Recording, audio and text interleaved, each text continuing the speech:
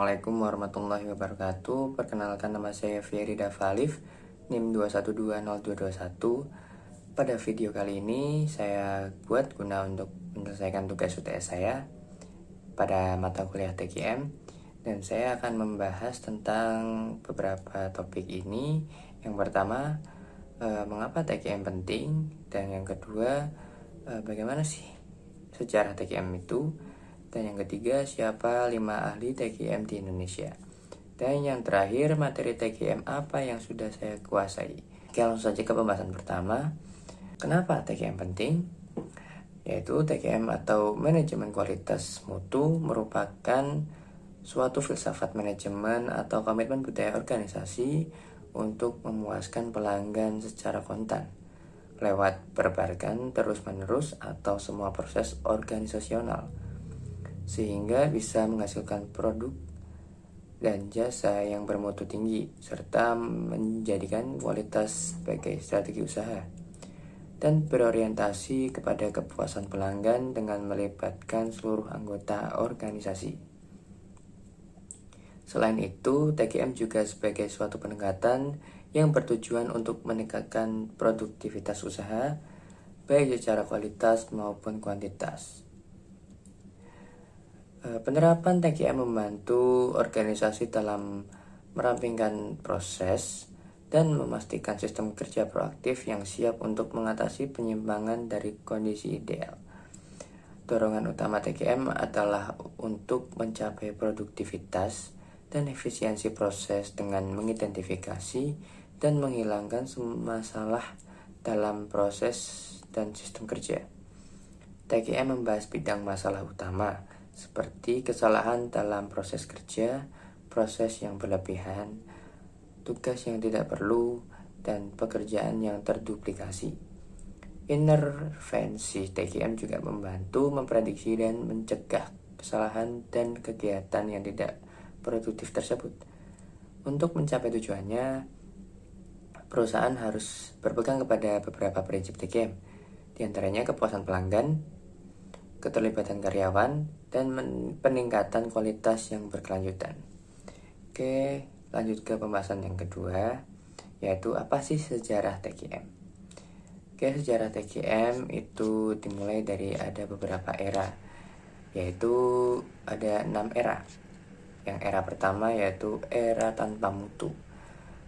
Era ini dimulai sebelum abad ke-18, di mana produk yang dibuat tidak memperhatikan mutu.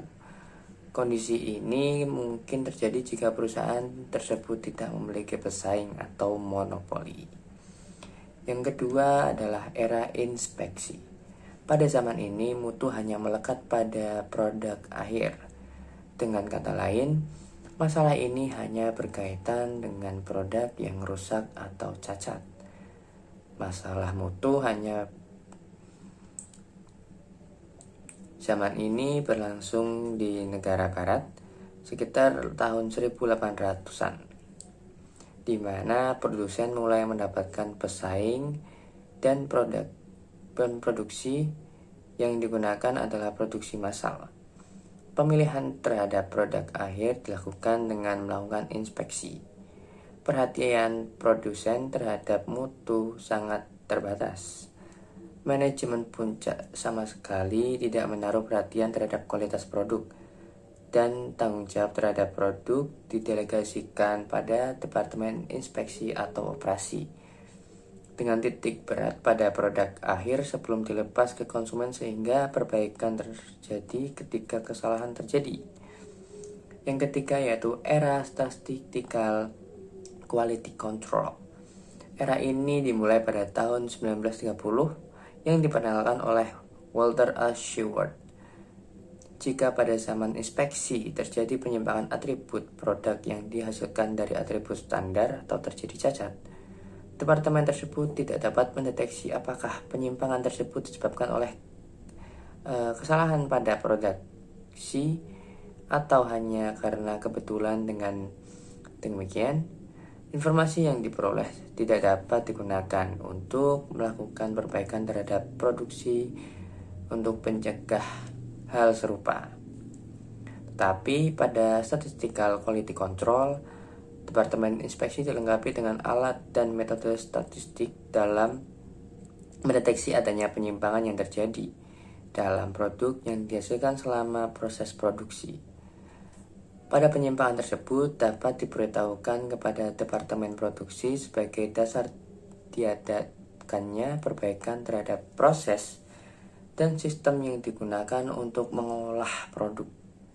Pada era ini, deteksi penyimpangan signifikan secara statistik sudah mulai dilakukan sehingga kualitas produk sudah mulai dikendalikan Departemen Produksi. Akan tetapi, konsep kualitas masih terbatas pada atribut yang melekat pada produk yang sedang dan telah diproduksi. Ke era yang keempat, yaitu era quality assurance. Di era ini, konsep mutu mengalami perluasan. Jika dulu hanya terbatas pada tahap produksi, kini mulai merambah ke tahap desain dan koordinasi.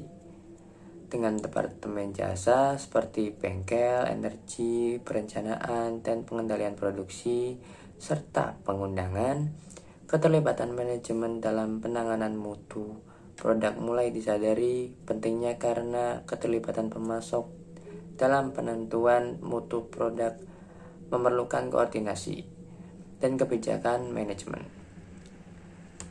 Pada zaman ini mulai diperkenalkan konsep mengenai biaya mutu, yaitu pengeluaran akan dapat dikurangi jika manajemen meningkatkan aktivitas pencegahan dan merupakan hal yang lebih penting daripada upaya perbaikan mutu atas penyimpangan yang sudah terlanjur terjadi.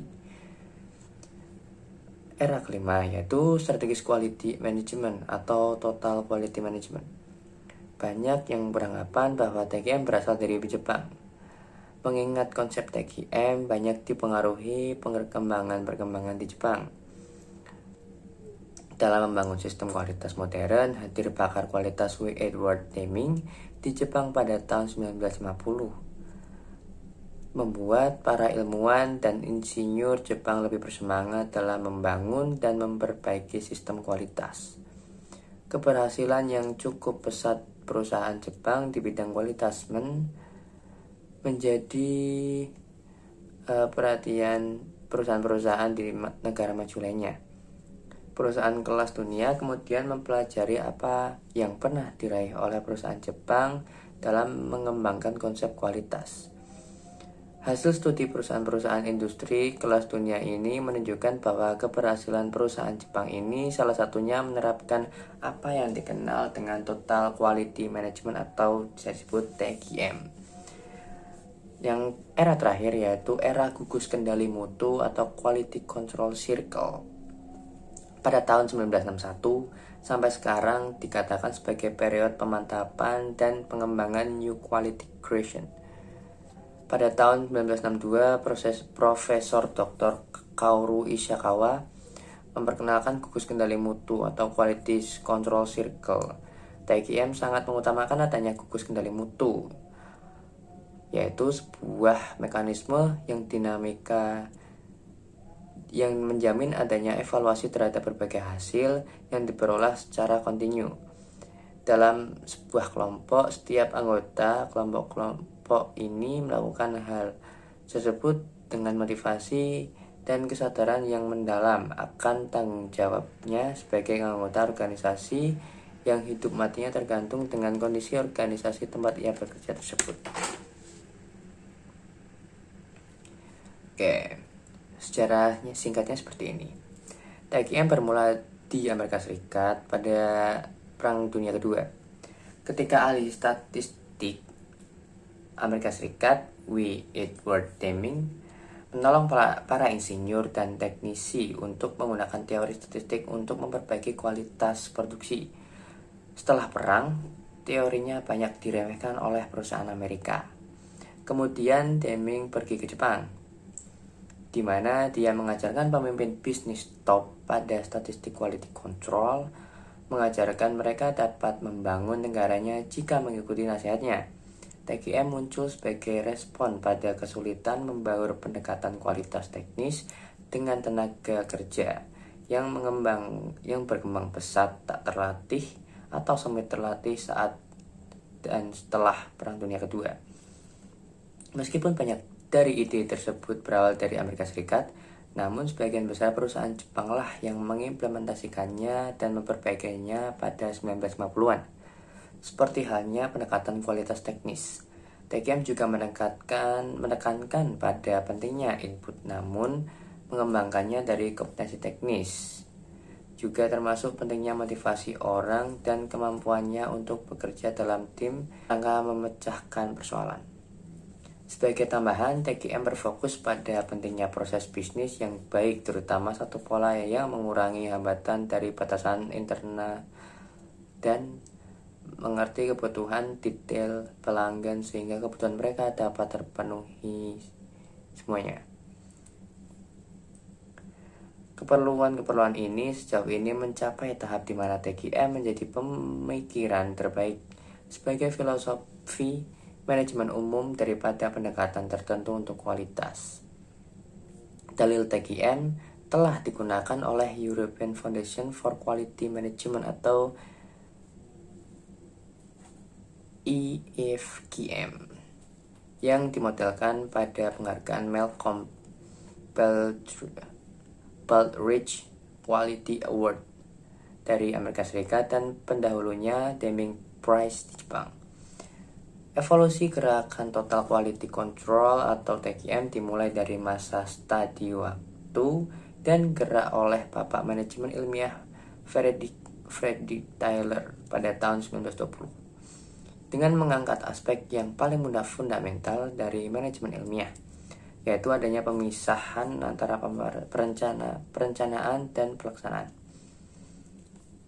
Landasan TQM adalah Statistical Process Control atau SPC yang merupakan model manajemen manufaktur yang pertama-tama diperkenalkan oleh Edward Deming dan Joseph Juran sesudah Perang Dunia Kedua guna membantu bangsa Jepang membangun kembali infrastruktur negaranya.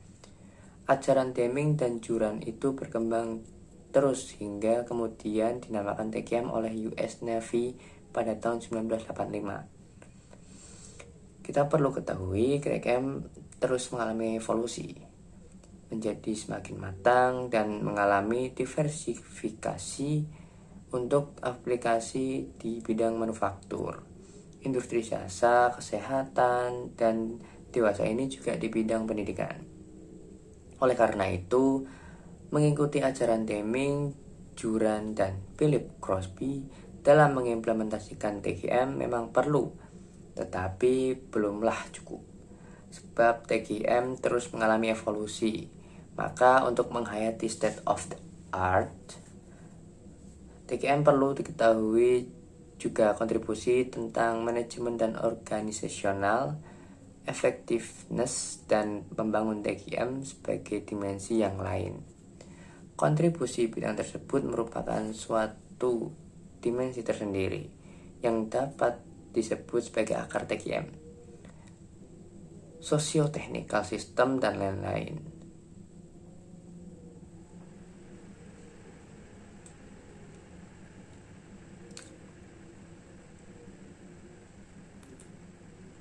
Antara lain terdiri dari Group Dynamics, Organization Development atau OD, Socio-Technical System, dan lain-lain. TQM yang dikenal sekarang ini banyak berbeda tekniknya dengan apa yang dikembangkan di Jepang pada tahun 1950-an dan yang pertama-tama dikembangkan di Amerika pada tahun 1980-an. Penerapan TQM di berbagai bidang membutuhkan kerangka tersendiri dalam manajemen kualitas. Yang ketiga yaitu tokoh-tokoh yang ahli TQM di Indonesia. Di sini ada pengertian beberapa dari ahli. Yang pertama dari Nasution. Beliau berpendapat TQM adalah perpaduan semua fungsi manajemen, semua bagian dari suatu perusahaan, dan semua orang ke dalam falsafah holistik yang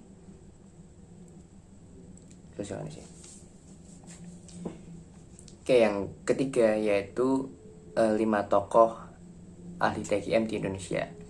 5 tokoh tersebut itu juga berpendapat tentang pengertian TQM. Oke, yang pertama Nasution. Menurut beliau, TQM adalah perpaduan semua fungsi manajemen, semua bagian dari suatu perusahaan dan semua orang ke dalam falsafah holistik yang dibangun berdasarkan konsep kualitas, teamwork, produktivitas, dan kepuasan pelanggan. Dan yang kedua, Ciptono.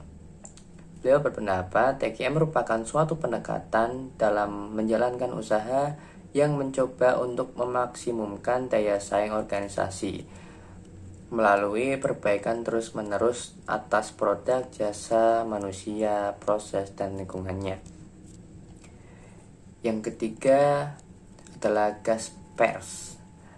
Dia berpendapat TQM merupakan suatu cara meningkatkan performasi secara terus-menerus atau continuous performance improvement pada setiap level operasi atau proses dalam setiap era fungsional dari suatu organisasi dengan menggunakan semua sumber daya manusia dan modal yang tersedia.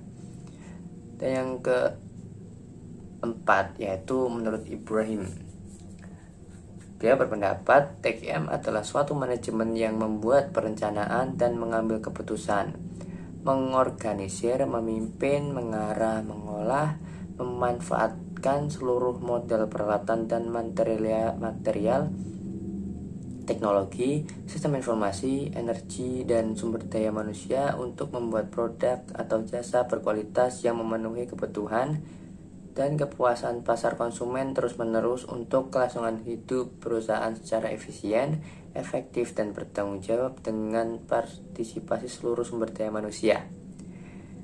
Oke, yang terakhir, yang kelima, menurut Hansen dan Mowen, beliau berpendapat suatu perbaikan berkelanjutan yang mana hal ini adalah suatu yang mendasar sifatnya bagi pengembangan proses manufaktur yang sempurna, memproduksi produk, dan pengurangan pemborosan yang sesuai dengan standar merupakan dua tujuan umum perusahaan. Oke, yang sudah saya sebutkan tadi ada 5. Yang pertama menurut Nasution, yang kedua Cipno, yang kedua Gaspers, yang ketiga Ibrahim, dan yang terakhir Hansen dan Mowen. Oke, kita pembahasan yang keempat, yaitu materi TQM apa yang sudah saya kuasai.